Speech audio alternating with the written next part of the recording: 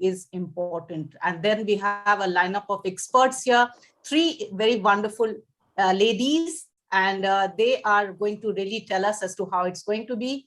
We have Jayashree Vishwanathan. She's the author of Hidden Gems.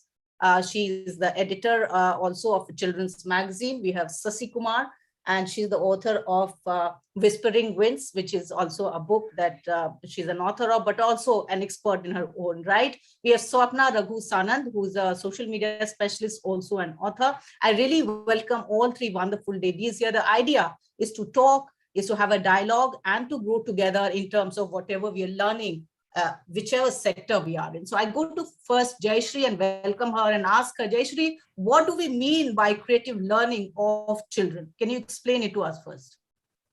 Before I start talking about creativity, I must thank you for bringing out our creativity in the past 1 week.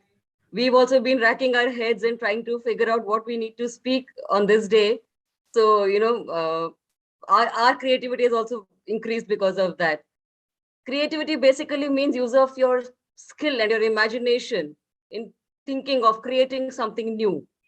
So, and that we need to really encourage the children to be creative, because it enhances their personal growth. It relieves their stress. It boosts their confidence. So children need to be encouraged at every step to be creative. Okay. Let's first talk to some other experts, just get a brief views, and then of course we'll interact more on this. I go to Swapna now. Swapna, why it is important that we should think about creative learning of children? Why is it crucial that we should actually pay attention to that? Swapna.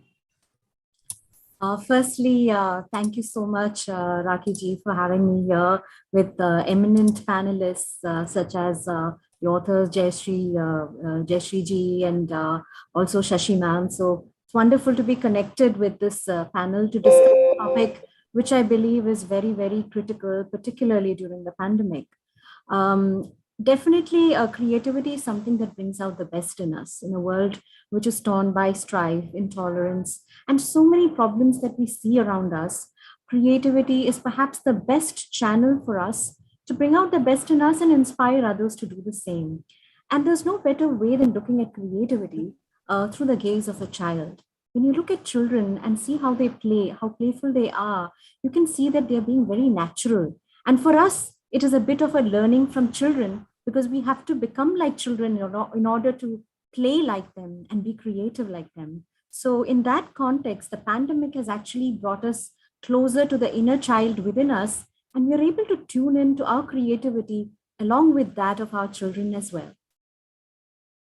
Well, thankful that you brought in that element of how we are dealing with it all in pandemic. And I think we'll of course talk about that much more. But now let me go to Sasi Kumar and ask her, Sasi, welcome to the show. But do tell us as to how we are actually dealing with it. Do we really think that dealing with it has become very, very important, as we want, kind of a balanced growth of children as they should be future ready. We are also making them future ready so that as adults, they are so balanced, both mentally, physically, creatively, that they deal with society, their peer group, their family members, and professionals at work much better.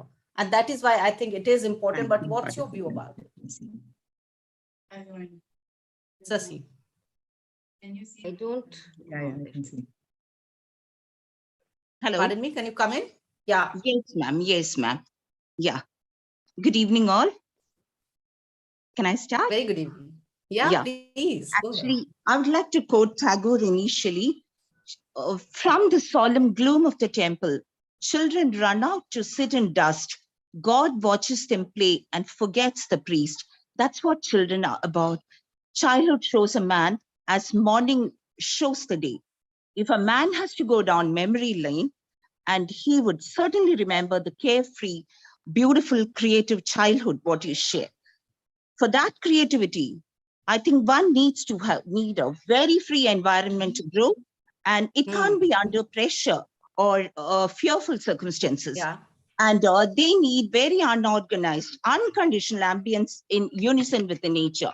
I would certainly appreciate such schools which like J. Krishnamurti's or Kalakshetra or Rishi Valleys, where most of the time the children were sitting on top treetops or mountaintops or amidst flowers to learn flora and fauna and everything together. So I think such an unconditional atmosphere is very needed for creativity. And education system needs, education system needs, hello, hello, Mute education that. Yeah. education system needs a U-turn, according to me, because Delhi-like places host beautiful ruins or culture places or historical places. Even to teach history, I think they should take them to Humayun's tomb or Purana Killa ruins, or the Doll Museum is still my favorite place, which is filled with creativity. And maybe for art and sculpture, you must take them Okay, to so I come to Jayashree ji, and okay. I now go to Jayashree and ask her, sometimes we say that we want children to be in a certain mode. We want children to be as to what we think they should be. And that is where I think we have to really correct ourselves. Maybe, Yeah. Jayashree, what's your thought that, we put our own emotions, our own thoughts, our aspirations, our dreams onto the children? What do we do actually? Should we let them be? What should we do actually? You can't push the child to do anything that you wish to do. I mean, maybe it is your desire that your child wants to learn dance, but maybe the child has two left feet and doesn't want to dance at all. So you really can't push the child into doing what you want to do, but give the child an opportunity. Make him learn some dance, make him learn some music, and whatever he wishes to pursue, you should let him do that. Because there's no point, he will not grow in something which he doesn't want to do. Epidemic disease that epidemic. So mute, can we have no voices from the other side? And now I go to again Sasi and ask her that, there is this quest that children need to have right from the beginning. But do you think even asking children to really have the quest, to have a certain way as to how they should be thinking and growing, is that too much of expectation from them actually? No, actually, what I think is the teachers and school teachers have to be given the freedom to let them be creative also. For example, I can quote an incident from my own son's school experience. He was in 4th standard when they had to learn about fish. And we went out of the box thinking, and we put up an aquarium with the fish to learn about water bodies. The next day, unexpectedly, the fish gave birth to 6 babies. And that was a learning process for them. And another learning process before the judge could come and see that the fish ate up all the babies. So they learned reproduction, water animals, and experiments. And these are all practical learning where, children are very curious to learn. And we have to give them the freedom to grow out of classroom atmosphere, I guess. So, hello. Okay. So, and Jayashree, talking about education, the new education policy talks about holistic and creative learning of children. It lays emphasis on how they should have, this wall-free kind of education, out of the classroom kind of education, and they should grow not in terms of being in a very structured manner, but also very in an atmosphere of freedom where they can express themselves more freely, and they should grow in whatever they are absorbing the way they want to. Would you agree, Jayashree? Yeah, that is the need of the day. Sadly, our education system is so much focused on rote learning, which really doesn't help the child in the future. I don't see why a child needs to do, trigonometry, or, a child not interested in chemistry. Why should he pursue it even till 10th standard? You should be given an option and let the child again do. If the child is interested in English, give him more courses in English. Teach him or her, creative writing. So things like that. You need to focus on what the strong points of the child are. And I think there are quite a few schools also coming up now with this grading system. And, you can pick up subjects. You can pick up photography as a subject, or you can pick up dance as a subject and pursue that for the future. So that is something we really need to work on. The education system really needs to change, like even what Shashi was saying. More practically, the children need to be taught, because that stays with them for a longer time. The rote learning doesn't help at all.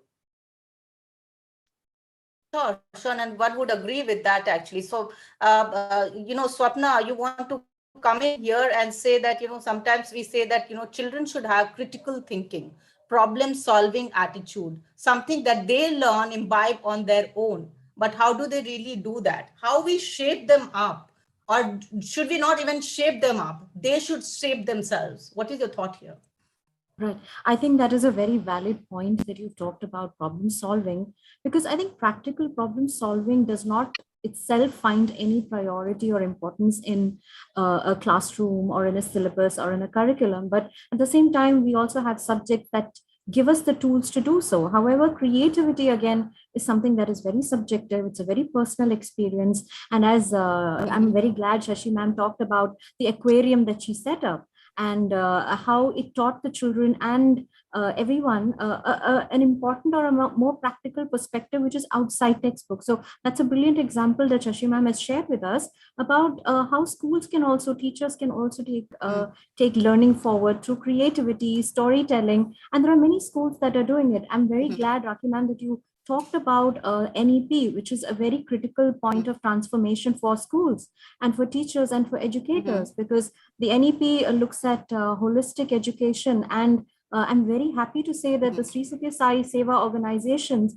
played a very pivotal role with the Ministry of Education to shape the NEP. So from what I understand, there is Srimati Karuna Munshi, who is heading the initiative for the Sri Satya Sai Seva organization, and all the recommendations that were put forward by the Sri Satya Sai Seva organization related to NEP were not only quoted in the policy document, but have also been accepted for unleashing the creativity and the divinity within children, and also embracing Indian culture, taking a step forward away from the framework of colonialism. So I think the syllabus learning and the, learning things by heart, which is part of the problems that we discussed today, both Jayashree ma'am and Shashi ma'am have also talked about. I think we need to really look at that as a process where we decolonialize ourselves from education and go back to where we actually were, such as the Gurukul system, or such as where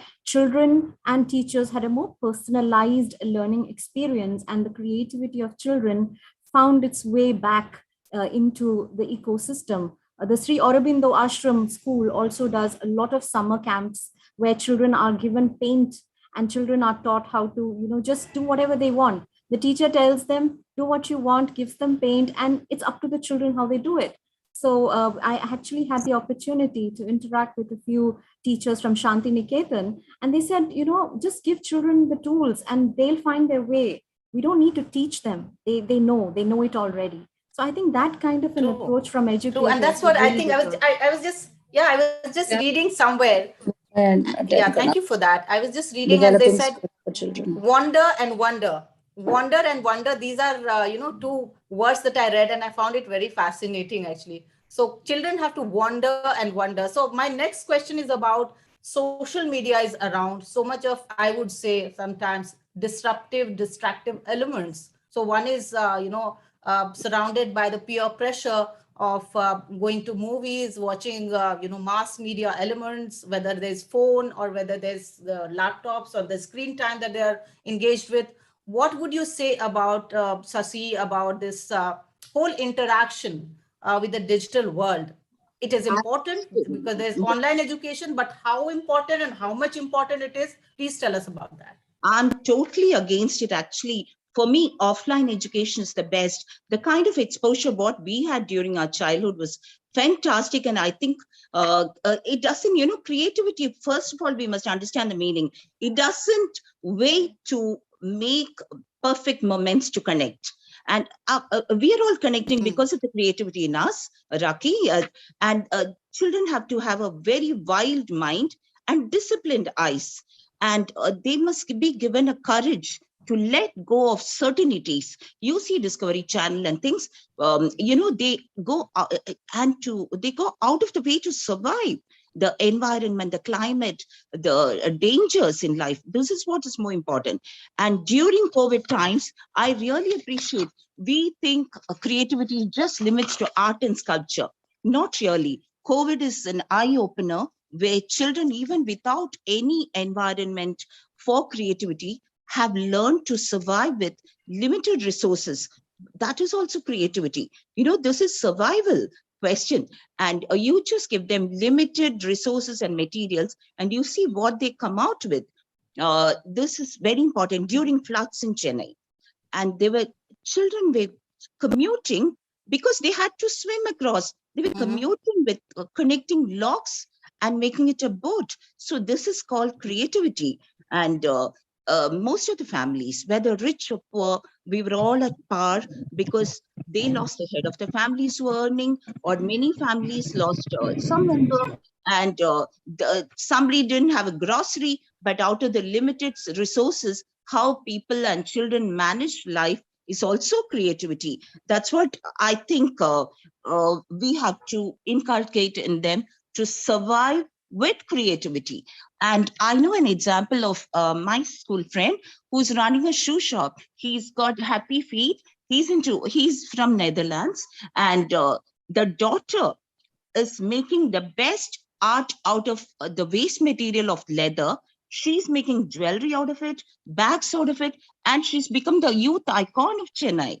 So these things we have to appreciate. Hello. Yeah. Hello. Okay. Yeah. You know, talking about children who are in today's world again, and there are all kinds of expectations, right from parents to schools also. What kind of learning, when we talk about creative learning, they should have? How does it begin at home, then transfer to school, and then further to college, and then professional careers? How would you really chart out that journey? Jayashree and Sasi can come in. Yeah. Jayashree first. All right. Yeah, Jayashree can. Oh, no, I was just wanting to say a little further on what Shashi was saying earlier about the digital striking a digital balance. So especially during these pandemic times, I think being on the net has helped the children to some extent. At least the older children, they could do some online courses, some internships, which they won't have had an opportunity to do otherwise, because physically sitting here and doing a course being conducted in Canada or being conducted in another part of the country also, it gave them an opportunity to sit at home and do that. Many of them, they volunteered with NGOs, especially during this migrant labor. That time, a lot of them volunteered with NGOs about how to go about procuring provisions and grocery and providing them with hygiene items and all that. And all that happened only because they were connected through the digital media, be it the phone, be it Facebook, be it WhatsApp, be it Instagram. So that's one thing that I wanted to say, that especially during the pandemic, it has really helped being that. I would say so the creativity. You want to come in here? Oh, yes. I think you were saying something. Yeah. I think Shashi ma'am was saying something. No, Please, I was please. saying that the creativity starts from home, actually, Raki, because unless the parents are very creative, the children cannot be expected to be. For example, the birthday parties which we hold at home have to be creative right from childhood. I still remember, everybody rather remembers the child's birthday in our home, because we used to have magic shows or some group games or something till 10th standard, and the invitations were made by kids. So this creativity starts from home. And secondly, I'm really happy to 2-3 kids now. One art director from Mumbai came home, and 2 photographers came, and 2 event managers. They were all growing in the neighborhood, and they came and thanked me profusely for organizing a lot of programs in society, because they said, you taught me to hold the mic, auntie. Today I'm an art director. So this gave me immense happiness, because the society, the activities which we usually have for Diwali or for Navratri or anything, we used to have a lot of stalls put up for kids, and the games had to be organized by them. A lot of room for creativity of children. Today they have made it a career, and I'm really proud of them and very happy there was a purpose of all these things, and Swapna can join now. Very, very nice to know that. Swapna, one question I want to ask, especially in pandemic, we've observed that even children, and adolescents at a very young age, one has witnessed that sometimes they say, my mood is low today. I am feeling a little low today. What is it about now children actually faced with certain surroundings and certain times that, they are also feeling all kinds of emotions right now? I mean, on the one hand, they have to perform in terms of their studies. They also have to really play, but in COVID times, they can't do much. How do they really deal with themselves? Swapna, if you want to come in and say that. Sure. I think that's a very important thing for parents and educators to look at, because increasingly the words. Here? Yeah.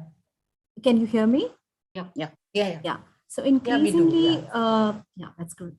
That's great. Increasingly, the words "I'm depressed" or "I'm not feeling like I'm in my space today." This is increasingly so among teenagers. I have a teenager growing up at home, and I, keep hearing interactions that he has with friends and with those who feel a little down during the pandemic, including the very bright students. So, from what I understand, the really toppers in the class, the really brilliant kids, they're feeling the pinch of the pandemic even more, because there is a complete lack of connection between children themselves. So there are children who say that now we don't even want to go back to school because we don't even know how to interact anymore. So there are a lot of issues that children are facing, and perhaps as parents and educators, we really need to help them to, one, label and identify what they are feeling without judging them. Unfortunately, what does happen to us is that when we feel that our kid is depressed or disturbed, we immediately react. So I now want to actually, yeah, Swapna, I want to also ask, anybody has a question now? I mean, there are three eminent speakers here because we'll have to wrap up the show also in a while. So are there questions? Yeah. This is pandemic time, but non-pandemic time for the long run. How do we help them develop the creative skills? This is the question of the day. Because for me, how do we do it in pandemic actually, and how do we really, within the limitation you're saying, because you know, in fact, parents, our children are all in one home. Exactly. They're facing each other more, they're interacting more, but how do they really get the best out of each other, so to say? I think that's one very great question that we have to also not only understand but look into, because we all have those children around, isn't it? Yeah. See, and the different age groups also we have to consider. See, maybe nursery to fifth standard, it's a very different thing. We can help them, read stories, and I do that for neighborhood kids. That's a very different thing. But for adolescents, teenagers who are totally into basketball, football, outdoor games, and those who go to Chanakapuri for a keyboard class, for example, everything, we have clipped their wings. Actually, we have clipped their wings, but how do we help them? And as a journalist, I must tell you, Raki, you will understand. I really encourage all the children, and this is very big incentive. Whoever does a little creative job also, I put them on the newspaper and they get it framed and they get the confidence out of it. A pat on the back is very essential, as the journalists have to do this job, and probably the parents also have to do, and teachers also have to do. So, okay, so Jayashree, last word from you, as we are going to wrap up. Also, if there are questions, you can quickly ask that. Otherwise, you're going to Jayashree for the final. The things like your drawing and crafts and activities are something that which everybody is doing. But especially during the pandemic, when the whole family is inside the house, small things like maybe just putting on music and dancing together, that's going to bring joy to the child, and it's going to have a different bonding. It will have a bonding between the child and the parents. Things like, cooking in the house, or, folding clothes or drying the laundry, involve the children in all these things. It will make them more self-sufficient. It's just a matter of learning. They're going to become more confident individuals as they grow. I mean, for now, it will look like a very small thing, folding clothes or setting your own cupboard, but it's going to help them in the long run, definitely. Give them a diary, ask them to note down, how they feel during the day, or, anything that they've done, which they've enjoyed doing. So this, when they read it at a later date, it's going to help them. They will realize what they have learned at that point of time. Okay. Any quick question coming in from anyone right now, as I open the house to any question that anybody else has who's joined the show? Raki, do you think only a sound family, this is my suggestion, only a sound family can create such an atmosphere. So we have to advise the parents also on that. You understand what I mean? Sure, of course. I think I know I'm getting you actually. So how we There are- create that atmosphere which is happy, which is positive, which Yeah. actually accelerates the growth of a child rather than limiting it is very, very important. And how we Because- do it is, Yeah. it can't be one way. It has to be two-way dialogue. It has to be two-way interaction. So I really do get it. But I think now with these questions, which we are really going to take up as a series, I must tell you 3 wonderful ladies who've joined us with their expert opinions. Thankful to all of you. Maybe the question that you did not ask, we can write into us and we'll take that up and to be featured in next episodes also. But thank you right now for this much. I thank you, Sashi, Swapna, and Thank you so Jayashree. much. This was brief, but I think very important to address. Pleasure, And on behalf of Herbal India, my team, Shakun, Sneh, and all others, Vikasji, I really thank you once again this evening. Thank you We so will much. be getting more ideas from you, and we will have more interactions. And on behalf of all my team members, we are available on social media. So do log into us on Instagram, Facebook, Twitter, and LinkedIn. And please give us your suggestions, as always, that you've done. Thank you for watching. Have a great time and enjoy yourselves. Thank you. Thank you.